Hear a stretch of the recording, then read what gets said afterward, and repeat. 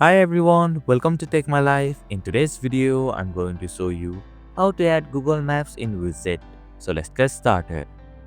First, tap on any empty space available in your iPhone home screen. Tap on the Edit option from the top left corner of your screen.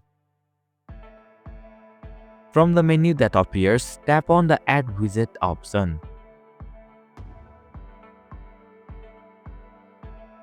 In the search bar at the top, type Google Maps and hit the search button.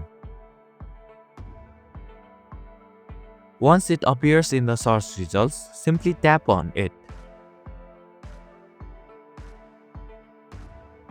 You can now swipe right or left and select the widget that you prefer. Once you have selected the size, simply tap on the Add Widget option. Drag the widget and place it where you want on your iPhone home screen. Once you are satisfied with the placement, simply tap on the Done button at the top right corner of your screen. And this is how to add Google Map in widgets. Thank you for watching Take My Life.